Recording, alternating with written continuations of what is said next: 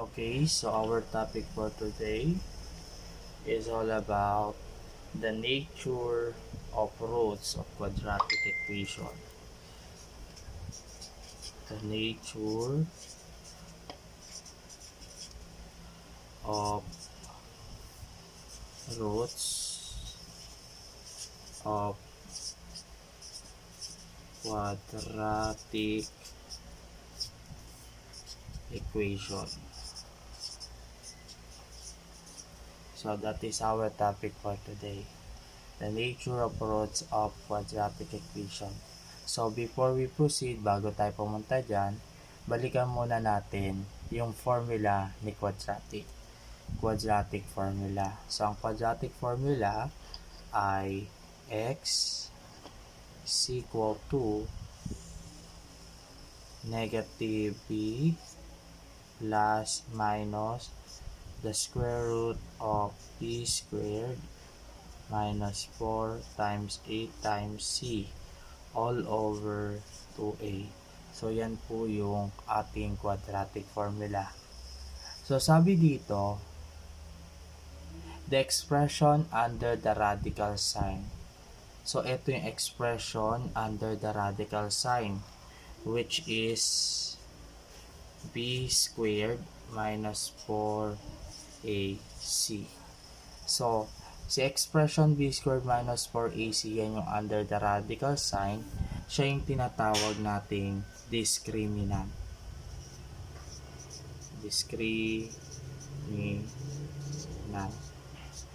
Yan.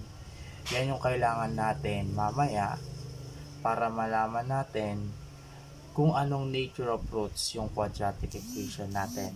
May apat kasi tayong nature of roots. Una, real,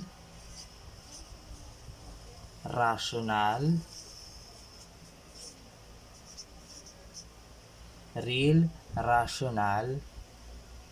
and equal. Yan yung una. So, kapag sinabi natin real, rational, and equal, ang discriminant niya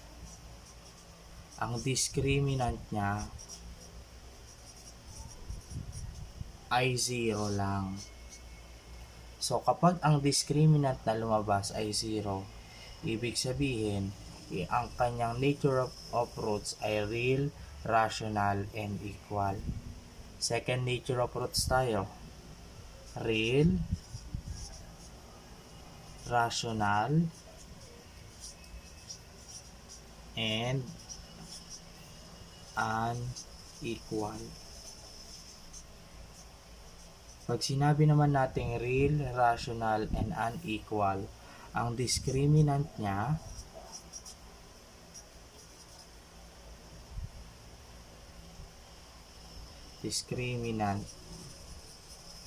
ang kanyang discriminant ay greater than 0. At ito ay perfect square. Perfect square dapat. Ano ba yung mga perfect square? 1, 4, 9, 16, 25, so on, so forth. Dapat perfect square. Ang kanyang nature of roots ay real, rational, and unequal. Next, third nature of roots. Real, irrational, and unequal. Ang kanyang discriminant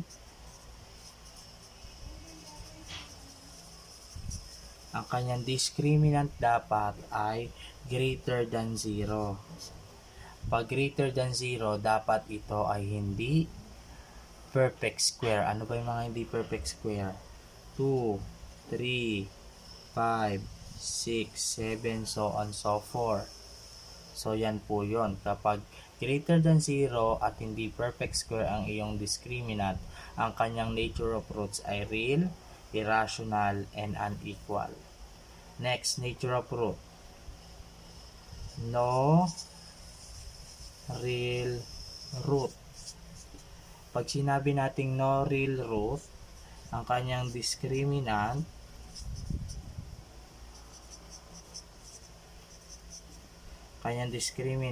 ay negative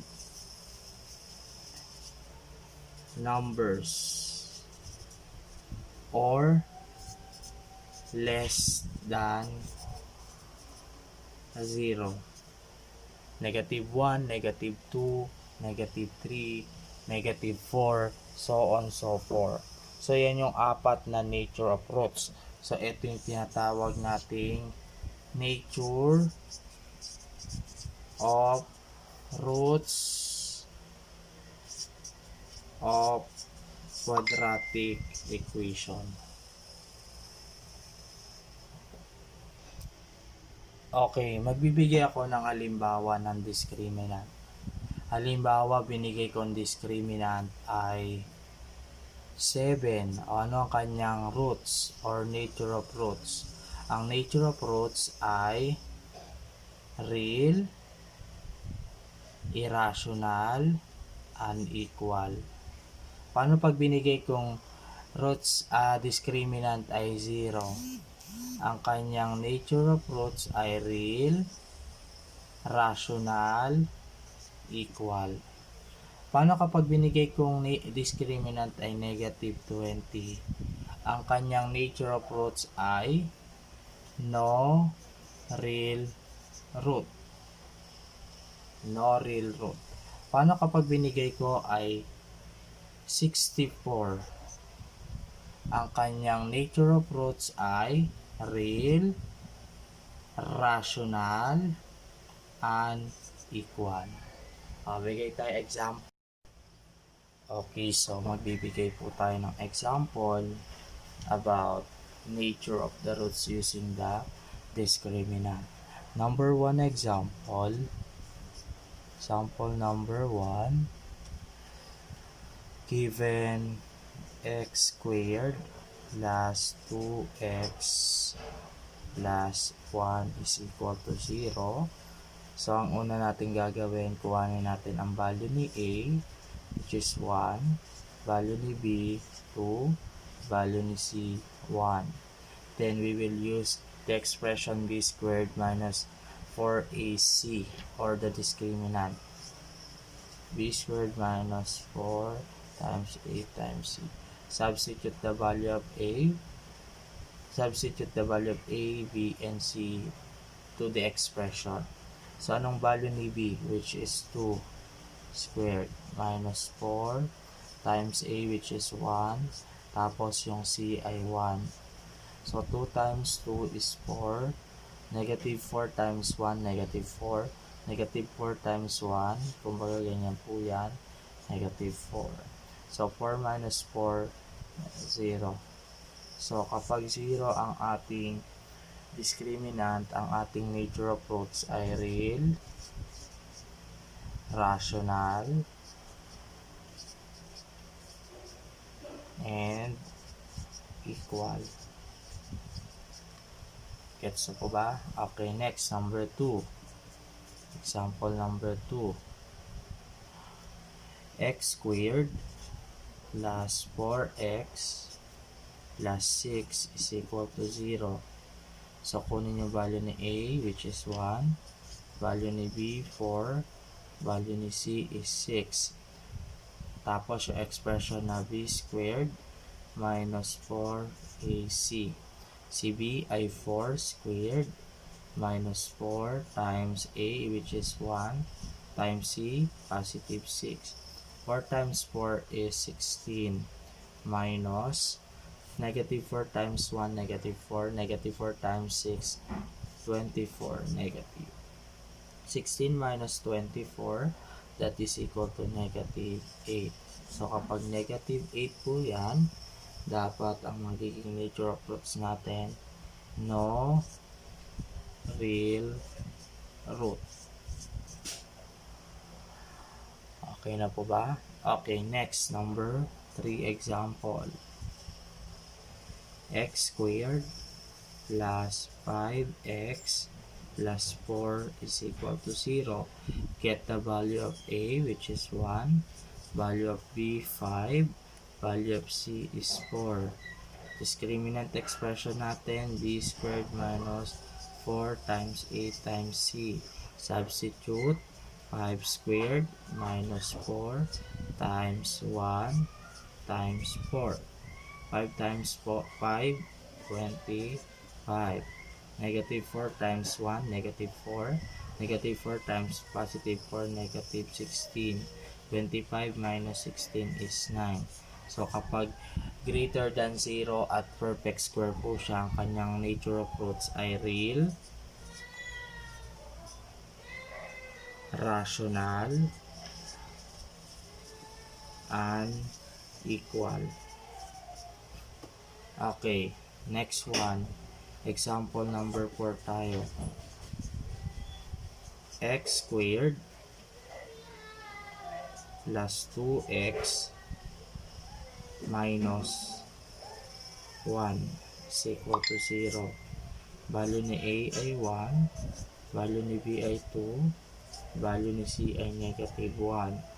Expression natin, B squared minus 4 times A times C. And then, 2 squared minus 4 times 1 times negative 1. Tama ba? Then, ito ay magiging 4. Negative 4 times 1, negative 4. Negative 4 times negative 1 is positive 4. 4 plus 4 is 8. So, ang kanyang nature of roots ay, ano po? Real, irrational, and equal.